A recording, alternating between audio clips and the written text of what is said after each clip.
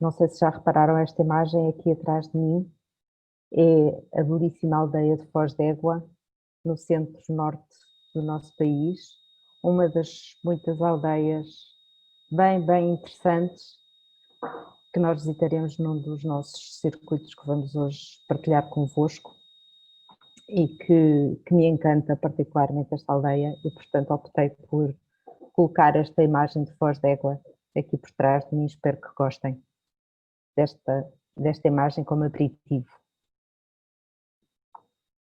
Depois de dedicarmos algumas apresentações a destinos menos comuns, como Rússia, Roménia ou Islândia, entre outros, hoje é o dia de falarmos do nosso país, Portugal, que também tem muitas belezas para nos oferecer e que muitas vezes não visitamos com todo o detalhe que o nosso país merece. Portanto, achamos por bem hoje dedicar uma apresentação, toda ela, a Portugal.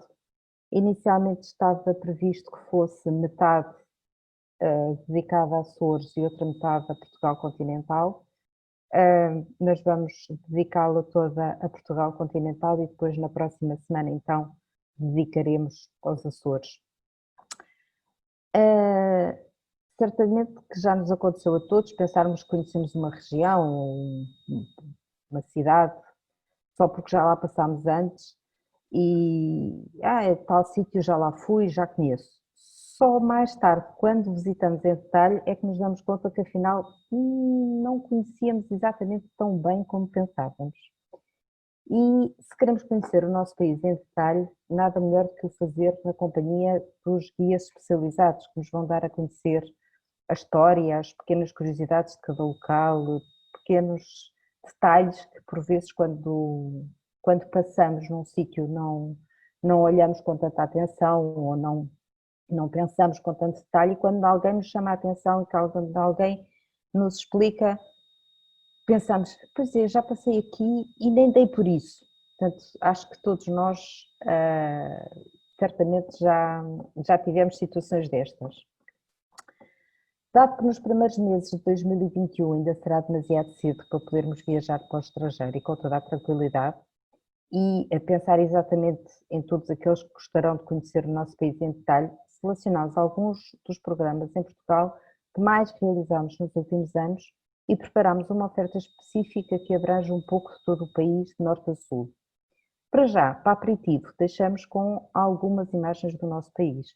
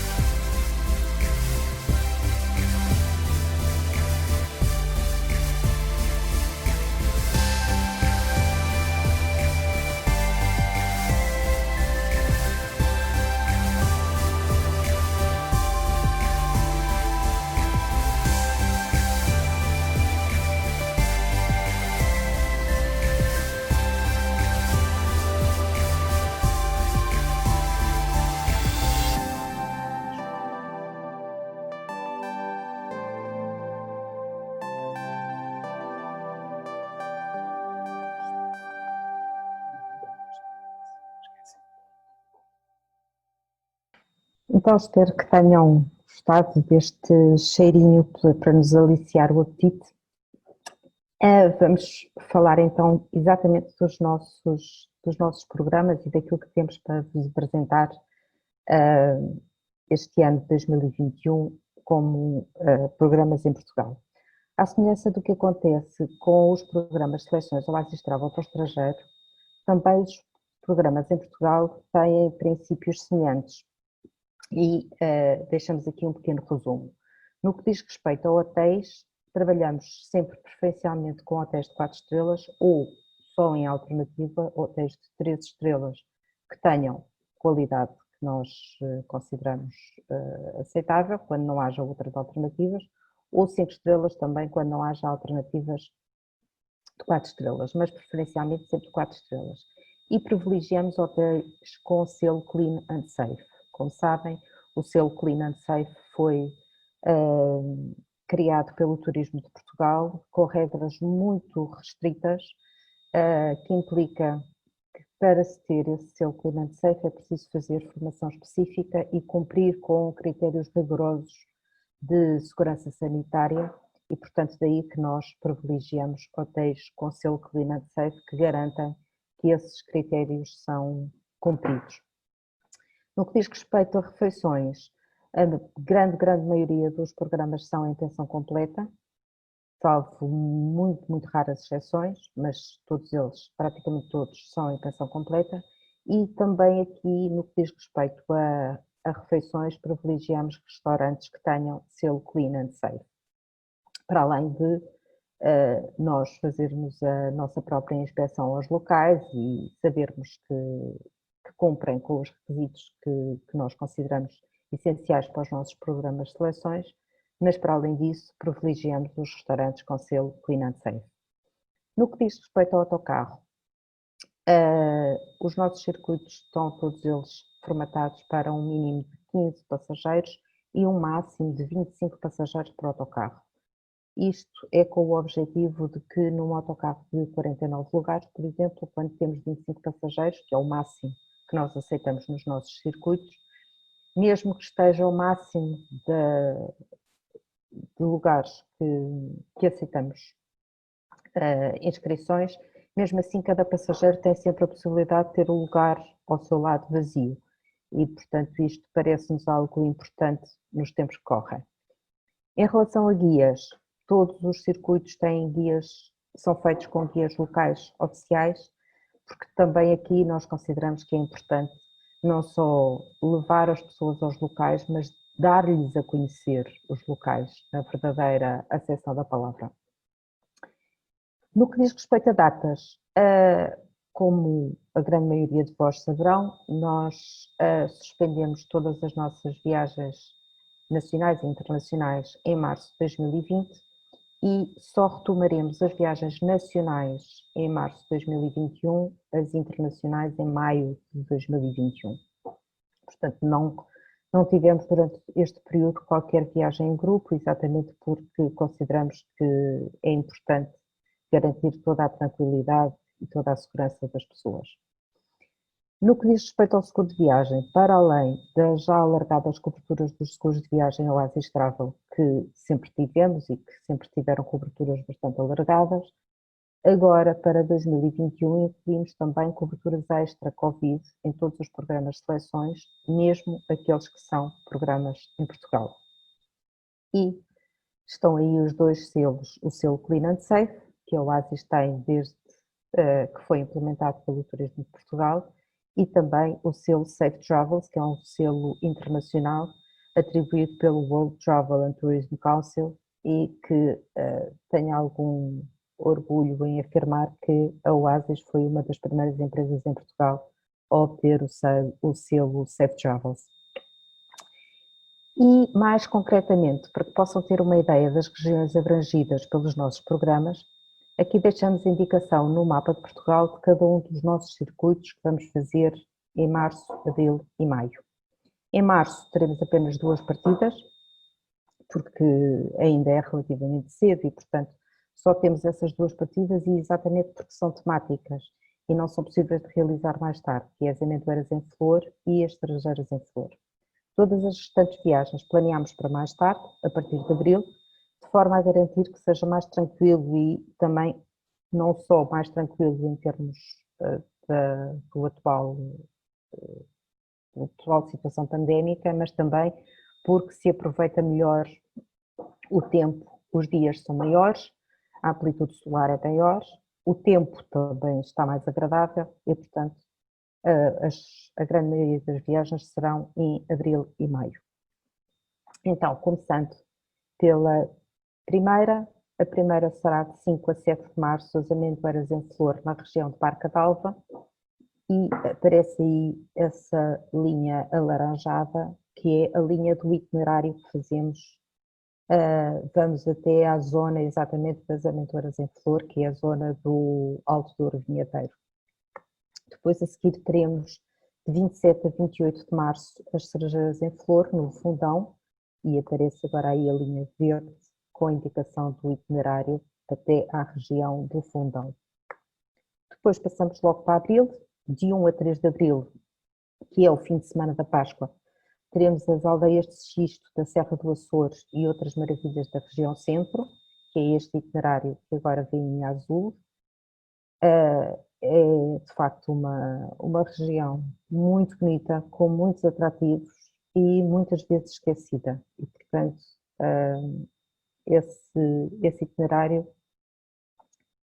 visita exatamente essa zona das aldeias de Xisto da Serra do Açores. De 1 a 4 de abril, o mesmo fim de semana, mas em vez de ser de quinta a sábado, será de quinta a domingo, temos a Semana Santa em Braga, Guimarães, Ponte da Barca e Ponte de Lima. E aparece agora aqui roxo o itinerário desse circuito da Semana Santa em Braga, que é, enfim, a semana topo para se poder visitar Braga e ficar a conhecer bem as tradições da Semana Santa tão importantes naquela zona. Depois de 10 a 11 temos Almorol, Tomar e Coimbra, que aparece agora aqui o itinerário a branco. De 15 a 23, a Rota da Estrada Nacional 2 ao detalhe, que aparece agora aqui a amarelo escuro, que vamos de Lisboa até Chaves e fazemos todo o itinerário da Rota Nacional 2 de Chaves até Faro, regressando depois novamente a Lisboa. Esta Rota da Estrada Nacional 2 ao detalhe, nós dizemos ao detalhe exatamente porque é possível de a fazer em 5, 6, 7 dias, nós fazemos em 9 dias, exatamente porque achamos que faz sentido visitá-la, mas visitá-la com todo o detalhe. De 16 a 18 temos o Vale do Tâmega e Parques Termais, que é esse itinerário rosa que aparece agora. De 17 a 18 de abril, o Alentejo, Rota dos Frescos, Chocalhos e Vinho da Talha. E aqui faz-me lembrar aquele meu comentário há pouco, de que muitas vezes pensamos que conhecemos o país e quantos de nós pensamos que o Alentejo, sim, eu passo lá tantas vezes, conheço muito bem o Alentejo. Na realidade, o Alentejo tem muito mais para mostrar do que apenas as estradas principais e, portanto, aí nós, nesse itinerário amarelo, vamos visitar a Rota dos Frescos, Chocalhos e Vinho da Talha. De 22 a 25, vamos à descoberta do Algarve Desconhecido. É esse itinerário azul que aparece agora, em que faremos o Algarve todo, de ponta a ponta, não o Algarve turístico, não o Algarve que se calhar a maioria de vós conhecem, mas um Algarve desconhecido. Depois de 1 a 2 de maio, iremos até às barragens e passadiços do Alto César, que é o itinerário que apareceu agora à laranja. De 7 a 9 de maio, Aveiro e Val do Voga, que é o itinerário que aparece agora a verde, da zona litoral até Aveiro. De 15 a 16 de maio, as aldeias históricas de Portugal e a Penha da Cereja, que é o itinerário que aparece agora a azul forte. É, em termos de itinerário, um itinerário quase semelhante ao das cerejeiras em flor do Fundão em março, mas com algumas visitas diferentes e também com uma temática diferente. Aqui não vamos ver as cerejeiras em flor, mas vamos já apanhar e provar as cerejas. De 22 a 23 faremos Beja e Terras Raianas do Parque Natural do Guadiana, que é o itinerário que aparece agora à Rosa Forte. O Parque Natural do Val do Guadiana é uma zona muito bonita, com locais encantadores e muitas vezes esquecida. E de 28 a 30 de maio faremos um Alentejo um pouco diferente, que é o Alto Alentejo, que é o itinerário que aparece agora a vermelho. Portanto, olhando para o mapa de Portugal, facilmente se verifica que durante estes 3 meses iremos realizar circuitos que abrangem um pouco de todo o território nacional. E deixo-vos agora com estas imagens.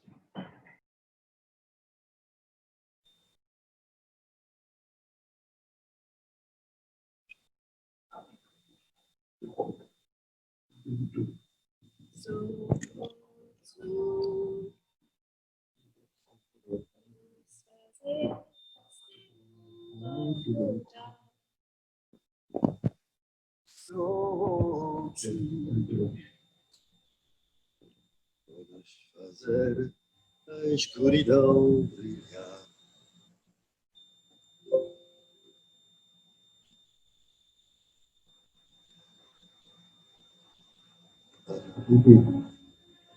Só tu podes emocionar-me.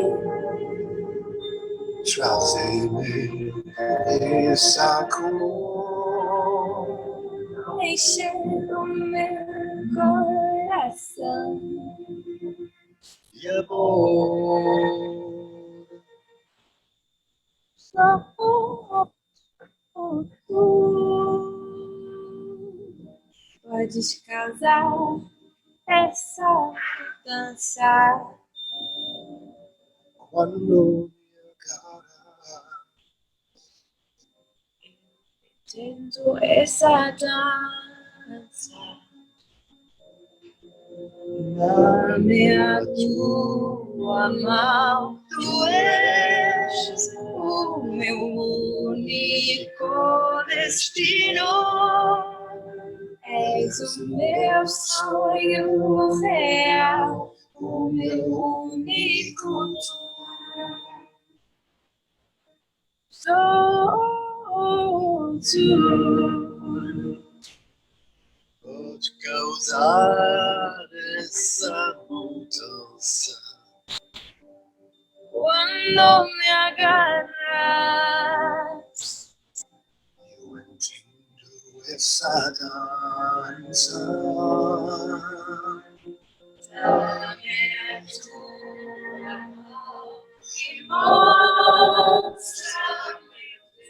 o caminho. És o meu sonho real, o meu único tu.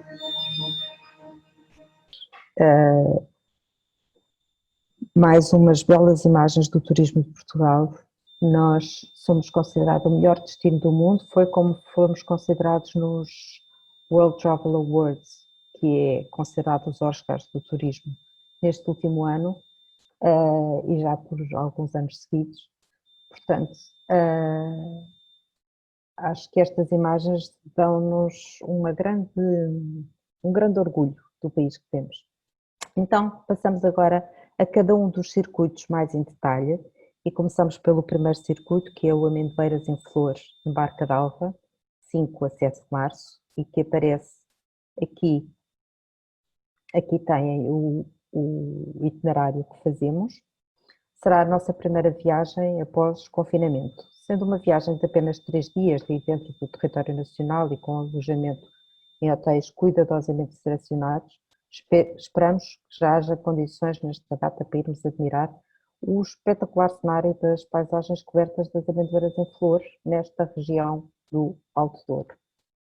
Além das paisagens propriamente ditas, visitaremos no primeiro dia Vila Real, e aí visitaremos a Sé, a Igreja da Misericórdia e a Igreja dos Clérigos, e o belo Palácio de Mateus, que é o símbolo do barroco português do século XVIII.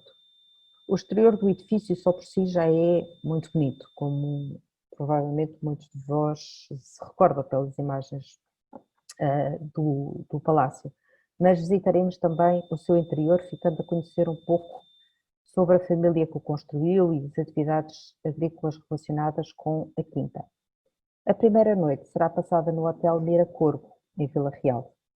O segundo dia será dedicado a Vila Flores, Torre de Moncorvo e Vila Nova de Foscoa, sempre na região do Alto Douro Vinheteiro, onde encontramos as melhores paisagens, não fosse Vila Nova de Foscoa considerada a capital das amendoeiras. Em Vila Flores, visitaremos o Pelourinho e a Fonte Romana. Na Torre de Moncorvo, visitaremos o Castelo, a Igreja da Misericórdia e o Chafariz Filipino. E em Vila Nova de Foscoa, claro que naturalmente tínhamos que visitar o Museu do Coa, que é um dos mais importantes da Europa, com um espólio importantíssimo sobre a evolução da humanidade. A segunda noite será passada no Hotel Longroiva, que é um edifício da autoria do arquiteto Luís Rebelo de Andrade e que fez uma extraordinária transformação de um edifício neoclássico num moderno hotel de charme. No terceiro dia, visitaremos Freixo de Espada à Cinta, conhecida como a vila mais manuelina de Portugal, onde ficaremos a conhecer as diversas histórias relacionadas com a origem do seu nome. Há várias histórias do porquê se chamar Freixo de Espada à Cinta, desde uma família que era a família do Freixo, até o Freixo árvore, que tinha uma espada à cinta porque foi um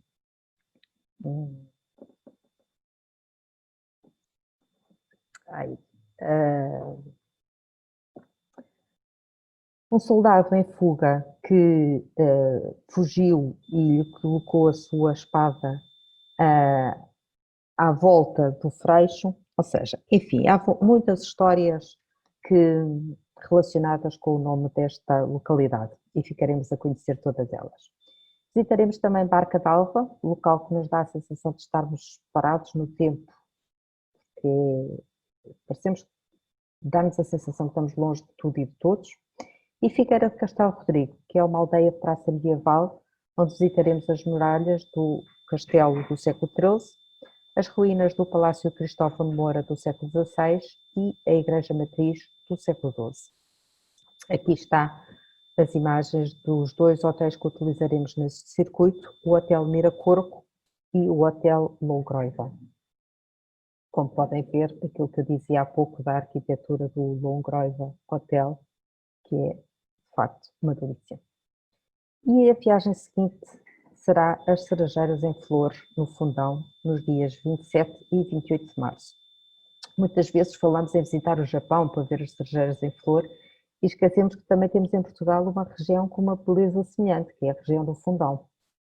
Mas apesar da temática principal da viagem ser a visualização das cerejas em flor, naturalmente nós não ficamos por aí. No primeiro dia visitaremos as aldeias históricas de Castelo Novo, com a entrada no castelo, e Alpedrinha, na Serra da Gardunha. Em Alcongosta, visitaremos um centro cesteiro e iremos saborear as famosas compotas e licores dos sabores da Gardunha. E terminaremos o dia em Donas, para visitar a Casa das Memórias de António de Guterres, onde se reúnem diversas peças oferecidas ao secretário-geral da ONU quando ainda era primeiro-ministro.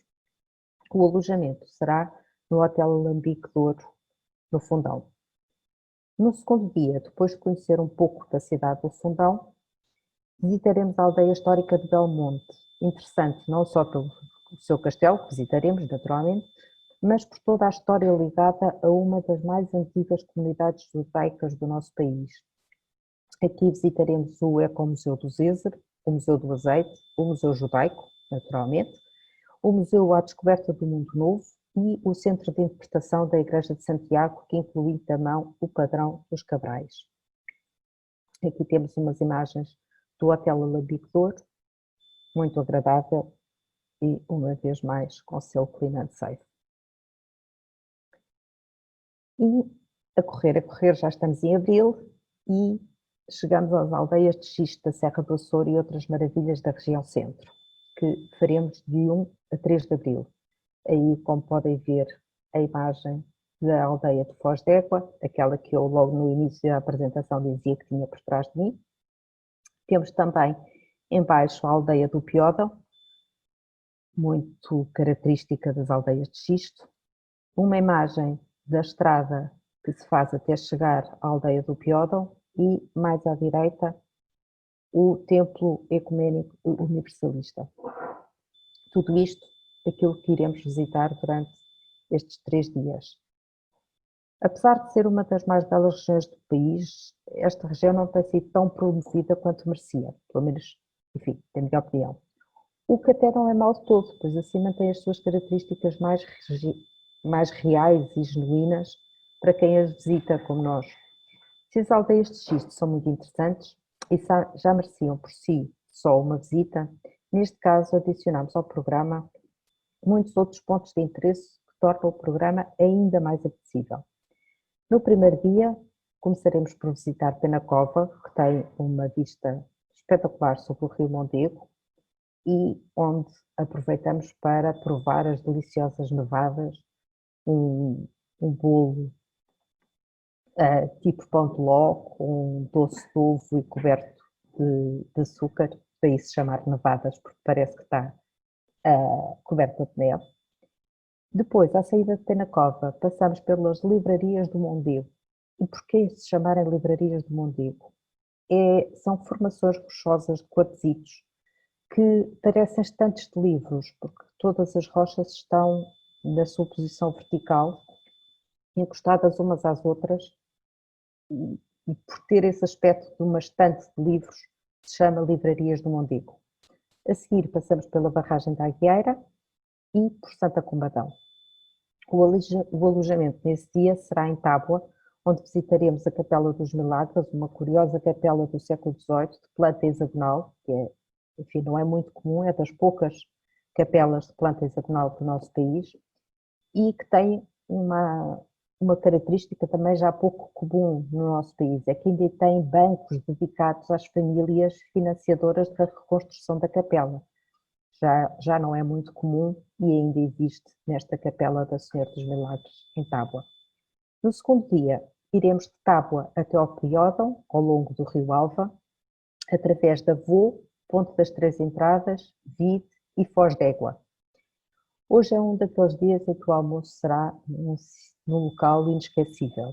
Um recôndito restaurante sobre o Rio Alvoca, que só é conhecido pelos locais, geralmente não tem muita gente, mas é de uma beleza impressionante. E iremos neste dia dormir no Piódão. No terceiro dia, percorremos a Serra do Açores, através da Mata da Margaraça, onde visitaremos a escondida Fraga da Pena, uma cascata no meio do nada, e que começamos a caminhar e ficamos curiosos o que é que estamos a fazer por este carreiro e de repente abre-se uma cascata lindíssima à nossa frente. Depois, passando pela aldeia de Xisto também feita, chegamos a Coja, que é conhecida como a Princesa do Alva. E depois do almoço à beira do Alva, visitamos o Santuário da Nossa Senhora de Montalto, Miranda do Corvo e terminaremos o dia com o Templo Ecuménico Universalista, esse que aparece na fotografia do canto inferior direito, que foi inaugurado em setembro de 2016 e é o único no mundo. É um templo dedicado a todas as religiões e a sua visita, na minha opinião, é interessante quer para crentes, quer para não crentes, pela imagem global que nos dá de todas as religiões existentes. É uma visita muito interessante e também, enfim, provavelmente desconhecido de muitos de vós. O alojamento neste circuito será na primeira noite no Hotel Luna de Tábua, que são as imagens à vossa esquerda, e a segunda noite no Hotel Inatel Piódão, que são as imagens à vossa direita, e como dá para ver na imagem superior, tem uma localização fantástica numa colina em frente ao Piódão, o que quer dizer que à noite temos uma vista magnífica do Piódão iluminado. E agora, já devem estar cansados da minha voz, deixo-vos, e porque estamos na região centro, deixo-vos com um dos vídeos do Turismo Centro de Portugal, premiado ultimamente. Quando foi a última vez que te sentiste como na primeira?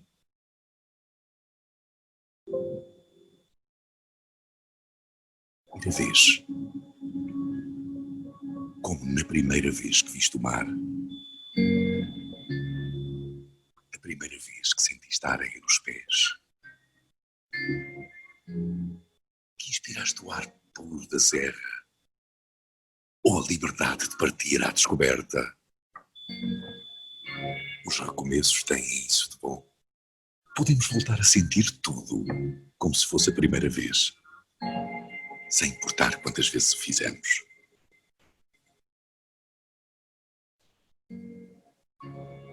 Turismo do centro de Portugal, a primeira de muitas vezes.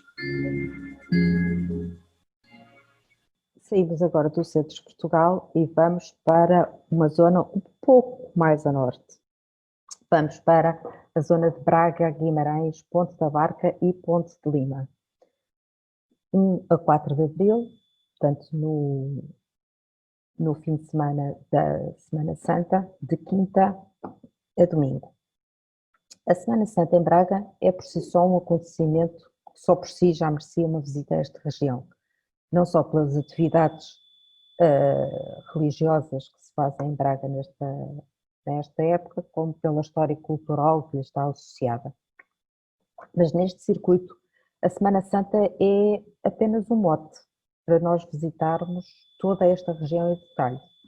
No primeiro dia, começamos por visitar a Citânia de Biriteiros, que é um povoado de origem pré-romana, característico dos castros do norte de Portugal, e é um daqueles que está mais bem preservados.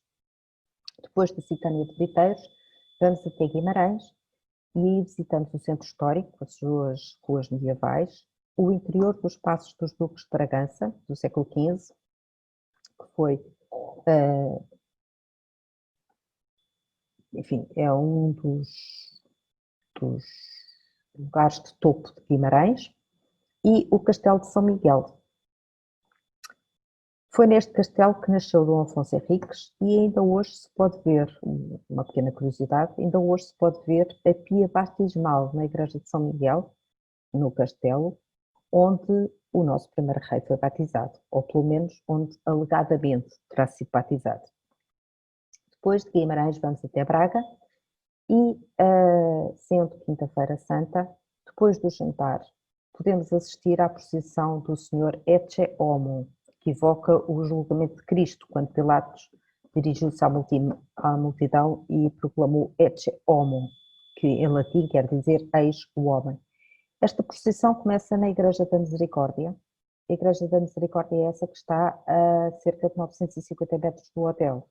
Portanto, o hotel, em todos os circuitos, os hotéis estão muito bem localizados em termos de centralidade dos locais, exatamente para permitirem passear à noite tranquilamente.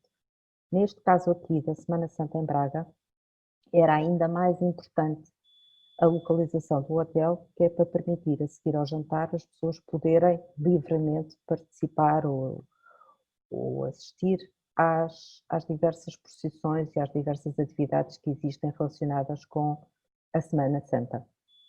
Portanto, no caso desta procissão Ecce Homo, ela começa na Igreja da Misericórdia, que está, como disse, a cerca de 950 metros do hotel, portanto, facilmente a seguir ao jantar podemos ir assistir à procissão, quem quiser.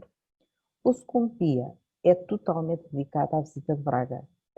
A cidade de Braga é tão rica em monumentos que só por si merece um dia inteiro para se visitar. Começamos pela Sé de Braga, que é uma igreja-fortaleza do século XII, mas com registros góticos e barrocos, uma mistura. Visitaremos a Igreja do Bom Jesus do Monte, a cerca de 6 km da cidade, e é considerado o mais espetacular santuário de Portugal, no alto de uma grande escadaria barroca, idealizada em 1722 pelo arcebispo de Braga. E neste dia, também novamente, depois do jantar, podemos assistir à procissão do Enterro do Senhor, já que é Sexta-feira Santa. Esta procissão sai cerca das 9h30 da Sé e a Sé fica a 900 metros do hotel. Portanto, está tudo ali muito no centro da cidade. e, portanto, facilmente também podemos assistir à procissão do enterro do Senhor. No terceiro dia, o terceiro dia será dedicado à visita de Ponte da Barca e Ponte de Lima, que é uma belíssima região verdejante à beira do rio Lima, que é toda esta zona. Em Ponte da Barca, só uma curiosidade, o nome deve-se ao facto de haver uma barca que atravessava o rio, e daí o nome de Ponte da Barca. Aqui encontramos belas casas senhoriais do século XVI, XVII, XVIII, e todo o conjunto dessas casas e o conjunto da vila torna um ambiente romântico muito característico de Ponte da Barca. Ponte de Lima é conhecida como a vila mais antiga de Portugal, já que foi em 1125 que a Rainha Dona Teresa deu carta de foral à vila, chamando-lhe Terra da Ponte. Aqui encontramos muitas casas senhoriais dos séculos XVII e XVIII, com uma arquitetura muito característica da região e desta época. Aliás, foi aqui que nasceu a marca Solares de Portugal, já que os primeiros solares a serem utilizados para o turismo foram exatamente casas senhoriais da região de Ponte de Lima. De volta a Braga, e após o jantar, podemos assistir à Vigília Pascal, que é considerada a mãe de todas as vigílias, e à procissão da ressurreição, que se realiza na Sé Catedral, mais uma vez, relembro, a cerca de 900 metros do hotel. O quarto dia é o dia de regresso a casa. Amanhã será livre em Braga. E porquê amanhã livre? Porque quem quiser poderá ir assistir à missa solene de domingo de Páscoa, na Sé Catedral, ou quem quiser pode aproveitar e passear tranquilamente pelas ruas da cidade, porque ainda existe o costume de fazer a visita pascal pelas ruas da cidade. E, portanto, é muito interessante passear pela cidade. Vou só aqui passar umas imagens e aí do lado esquerdo temos exatamente a procissão Ecce Homo, no meio em cima também a procissão Ecce Homo, embaixo a procissão do enterro do Senhor, portanto as duas primeiras na quinta-feira, a procissão do enterro do Senhor na sexta-feira, e do lado direito uma imagem da visita pascal que ainda é feita pelas ruas de Braga. O hotel, como eu dizia, é muito central, é o Mercure Braga Centro, que fica bem no centro da cidade, junto à Igreja da Misericórdia e junto à Sé, e portanto que permite facilmente assistirmos às atividades. E deixando esta viagem para trás, vamos até Almorol, Tomar e Coimbra, de 10 a 11 de abril. Aí temos no canto superior esquerdo o Castelo de Almorol, depois à direita o Convento de Tomar, em baixo as célebres janelas da Quinta das Lágrimas em Coimbra e em baixo à direita também a cidade de Coimbra. E à direita temos o itinerário que fazemos de Lisboa até ao Castelo de Almorol, Tomar, Coimbra e regressando. O primeiro dia será dedicado a Almorol e Tomar e iremos dormir a Coimbra. Em Almorol visitamos o castelo do século XII e o centro de interpretação templário. Aqui encontramos diversos objetos encontrados nas escavações do castelo de 1898 e que serão tema para descobrirmos um pouco mais sobre este, que é o segundo lugar mais importante do mundo templário em Portugal. Apesar de não ser muito tão visitado como Tomar, mas é de uma grande importância para o mundo templário. De Almorol seguiremos para Tomar e após o almoço visitamos o Convento de Cristo e a sinagoga. Muito se fala da janela manuelina do Convento de Cristo, mas na realidade a janela manuelina é só uma pequena parte das belíssimas partes deste convento do início do século XVI, que pelo seu elevado valor histórico e monumental é considerado Património Mundial da Humanidade. Deixem-me só aqui passar e mostrar-vos, para além da janela manuelina, do vosso lado direito tem a imagem da charola do Convento de Cristo, que é também de uma beleza incrível. Depois visitaremos também em Tomar a sinagoga, que é um edifício do século XV e que foi encerrada em 1496, a quando da expulsão dos judeus de Portugal. Foi transformada em prisão.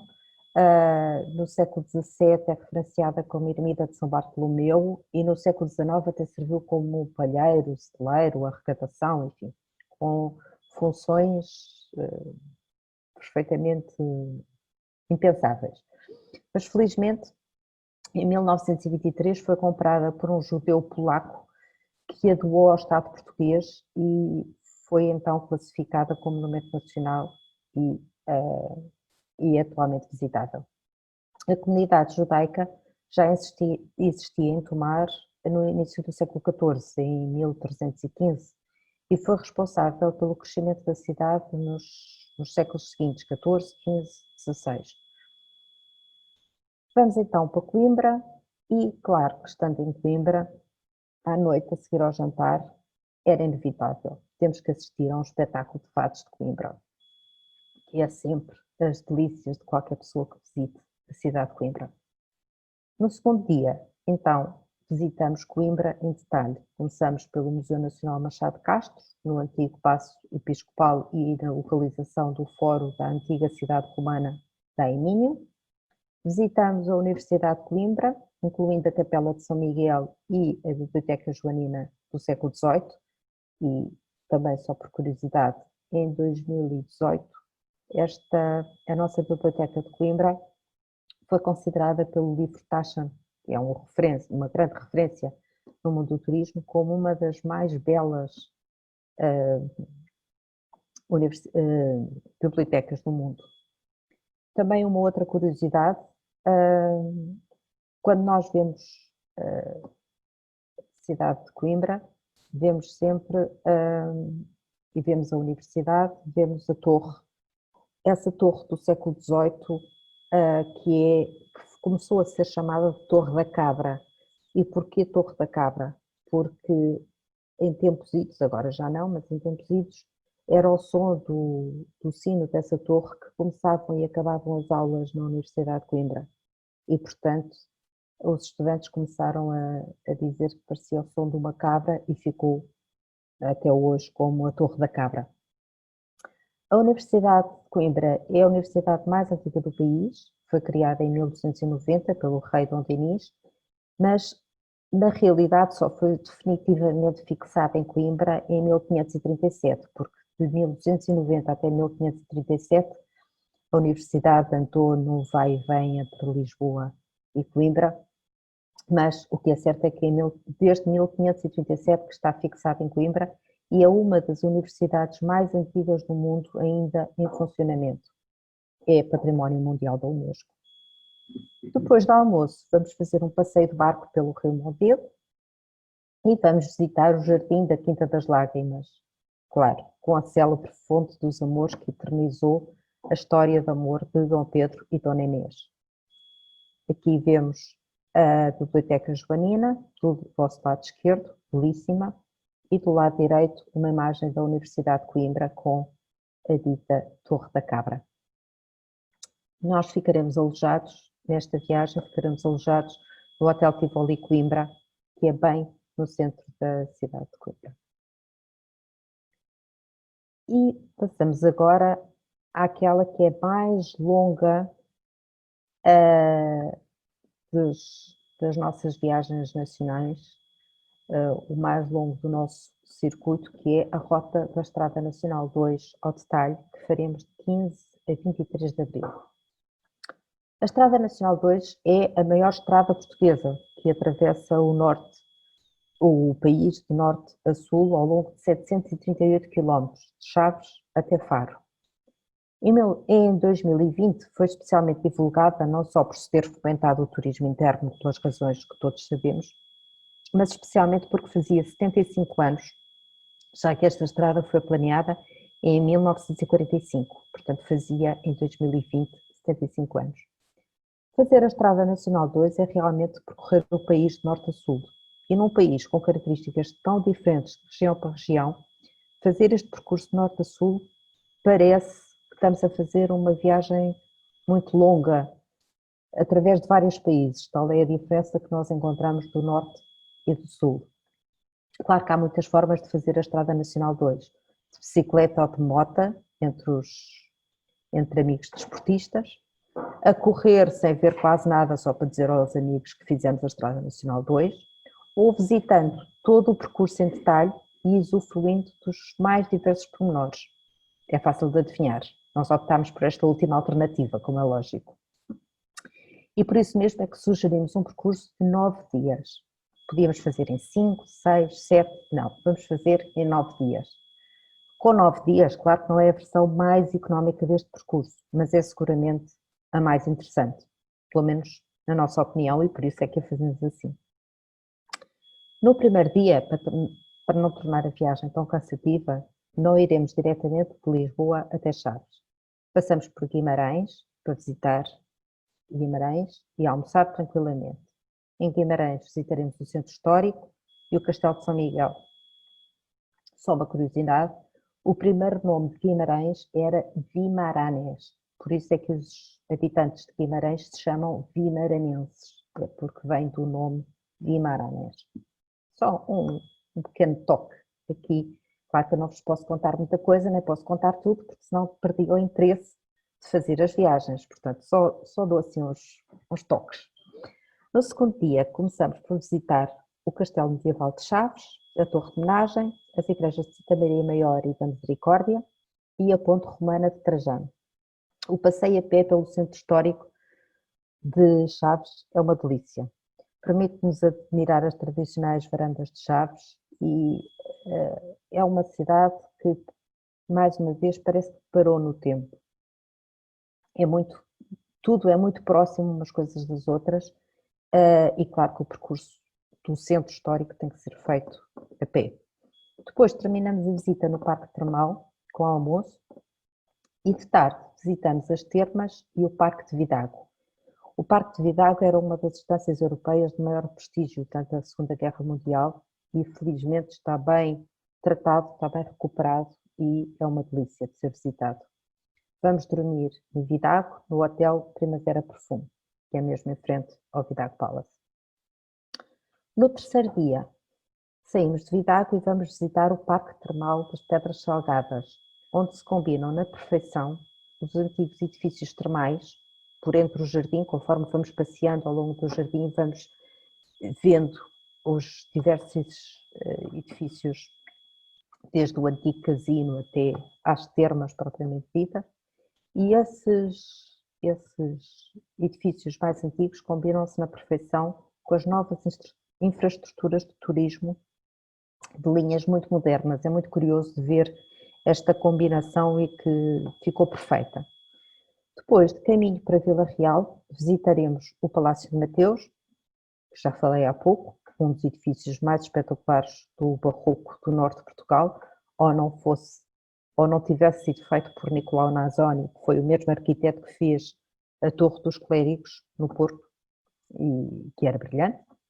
O palácio é composto pela casa principal, jardins, adega e capela. É, de facto, uma visita muito interessante.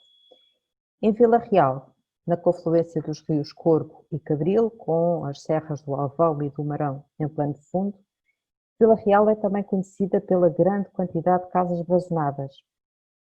Aqui visitaremos a Capela Nova, que é barroca, e o Pelourinho e a Sé, que são do século XV. E passamos pela casa do navegador, do famoso navegador Diogo Cão. Depois continuamos para sul, pela Nacional 2, passamos pelo Mirador de Santa Bárbara e por Santa Marta de Penaguião até chegar a Peso da Régua para visitar, claro, o Museu do Douro. Era indispensável. Depois, no quarto dia, saímos da Régua para Lamego, onde tínhamos obrigatoriamente de visitar o Santuário da Nossa Senhora dos Remédios, com a sua magnífica escadaria de 686 graus, não se assustem, que não subimos a pé, que termina no Santuário Rococó, no cimo da escadaria, um santuário do século XVIII, também com características muito peculiares. E nós temos a possibilidade de ver de cá de baixo e depois subir de autocarro e ver lá em cima o santuário sem a necessidade não quero assustar ninguém sem a necessidade de subir os 686 graus. E daqui de Lamego vamos até Viseu. Viseu, que é a terra do viriato e capital da Beira Alta, é considerada a melhor cidade do país para se viver. Não sei se é, se não, dizem os especialistas, que é considerada a melhor cidade do país para se viver. Aqui em Viseu visitaremos o Museu Nacional Grão Vasco, que tem um espólio de notáveis pinturas de retalho. Só por curiosidade também, o nome Grão Vasco, na realidade era Vasco Fernandes, e viveu aqui na cidade de 1475 até 1542. Aqui em Viseu visitaremos a Sé Catedral, a Igreja da Misericórdia e os painéis de azulejos do Largo do Rossio, que são tão característicos da cidade. O quinto dia, e dormimos em Viseu. O quinto dia é o mais extenso do circuito, mas talvez também o mais interessante. De Viseu vamos até Molelos, onde visitaremos uma tradicional olaria de barro preto. Vem aí uma imagem do barro preto da olaria de Molelos. Depois vamos até Santa Combadão, essa imagem no canto inferior esquerdo, onde fazemos um passeio pelas ruas ribeirinhas e seguimos para a barragem da Agueira. Passando pela barragem da Agueira, seguimos até Penacova e passamos uma vez mais pelas livrarias do Mondego, que vos falei há pouco, que são formações rochosas de quartzite que parecem estantes de livros, que eu mencionei há pouco. E passamos também por Góis, que é a capital do Ceira. Aqui paramos junto à Ponte Real do século XVI para admirar uma pequenina capela, que é isso mesmo, é uma pequenina capela, mas que é uma delícia, que é a Capela do Mártir de São Sebastião, do século XVIII, e que está mesmo no topo da ponte. Depois de Góis, continuando para sul, e já que estamos ali na zona da Serra da Lousã, seria imperdível também não visitarmos uma aldeia de xisto, e portanto vamos visitar a aldeia de xisto da Pena, que é essa aldeia que aparece a fotografia na parte inferior, ao meio, é a aldeia de xisto da Pena. Este troço agora da aldeia da Pena para sul é o mais sinuoso da Estrada Nacional 2, que vai daqui até Pedrógão Grande, mas é também aquele que tem paisagens muito, muito bonitas. Não digo as mais bonitas, porque todas elas são diferentes, todas elas são bonitas, mas tem paisagens espetaculares. Depois, mais tarde, atravessando o Rio Zézer, chegamos ao Centro Geodésico de Portugal, próximo de Vila Real, de Vila de Rei, desculpem, e vamos dormir a Abrantes. O Centro Geodésico de Portugal é essa imagem que tem no canto inferior direito. E no sexto dia, saímos de Abrantes, atravessamos o Rio Tejo até Ponte Sores. Passamos em Barragem Mortagil e vamos até Mora. Em Ponte Sores, vamos visitar o Centro de Artes e Cultura. Nessa imagem do vosso canto inferior esquerdo, veem uma imagem que parece um selo. Esse é um painel feito com 300.000 rolhas de cortiça, do artista albanês Saimir Trati. E é muito curioso, não só pela imagem, mas sobretudo pelo facto de ter sido feito com 300.000 rolhas de cortiça e, mais curioso, ter sido feito por um artista albanês e não por um artista português. Quando se pensa numa peça de arte feita com cortiça portuguesa e a retratar José Saramago, pensar-se-ia que era por um artista português. Não, foi pelo artista albanês Saimir Trati. Depois vamos até Mora, e em Mora vamos visitar o Fluviário, que é um aquário dedicado aos ecossistemas de água doce, e visitamos também o Museu Interativo do Megalitismo, que é essa imagem que está no canto superior direito, que é muito interessante pelo espólio que tem, sobre o património megalítico da região, mas o edifício em si e a arquitetura do edifício em si também só por si já valeriam a pena. Depois do almoço, vamos até Montemor Novo, para visitar o castelo conquistado aos mouros no século XII e dormimos em Évora. No sétimo dia, saímos de Évora e vamos visitar a Anta do Livramento, que é foi uma anta, começou por ser uma anta, mas foi transformada em capela no século XII. E vamos até Alcáçovas. Alcáçovas é especialmente conhecida pelos chocalhos, mas na realidade tem muito mais do que chocalhos. Aqui visitaremos o Paço dos Henriques, também conhecido como Paço Real da Vila, que foi uma residência real no século XIV e onde se realizou o casamento dos pais do rei Dom Manuel I e onde se assinou o Tratado de Alcáçovas em 1479. Este palácio só foi reaberto ao público em 2016, portanto, talvez ainda não tenha sido visitado por muitos de vós, mas sem dúvida que vale a pena. É claro, não podíamos deixar Alcáçovas sem visitar uma fábrica dos chocalhos, não só pelo seu património cultural que é, mas também porque ultimamente como património imaterial da humanidade que foi considerado pela Unesco, criou ainda maior interesse em todos nós. Depois passaremos em Ferreira do Alentejo, onde visitamos a Capela do Calvário, também conhecida como Capela das Pedras, porque tem a parte superior cravejada de pedras, é muito curioso, é diferente de qualquer outra capela que tínhamos visto. E o dia termina com uma visita à herdade de Santa Vitória, onde visitaremos a adega e o lagar e dormimos no Vila Galé Clube de Campo. Aqui temos a capela no canto superior direito, a Capela das Pedras, em Ferreira do Alentejo, que eu falava há pouco, e no canto inferior esquerdo, uma imagem da herdade de Santa Vitória. No oitavo dia, faremos Aljustrel, Castro Verde, Almodóvar, São Brás de Alportel e Faro. Antes de começar o dia de hoje, nós vamos passar esta noite no Vila Galé Clube de Campo, o que nos dá a possibilidade de fazer o passeio de balão logo de madrugada, para quem queira, que é uma maneira belíssima de ver o nascer do sol no Alentejo e de ver as paisagens do Alentejo. A primeira visita de hoje, então, será Castro Verde, onde visitamos a Basílica Real com uma belíssima talha dourada e painéis de azulejos do século XVIII. Esses painéis de azulejos representam a Batalha de Ourique e são, de facto, de uma grande beleza.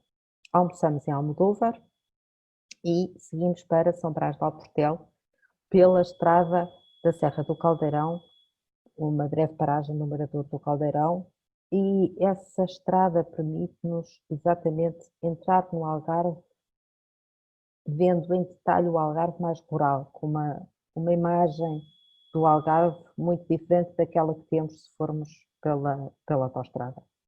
E chegamos a Faro, ao marco do quilómetro 738, onde termina a Nacional 2. E este dia vamos dormir ao Hotel Faro and Beach Club. No nono dia, claro que podíamos fazer direto Faro-Lisboa, porque já estava cumprida a nossa missão de fazer a Nacional 2.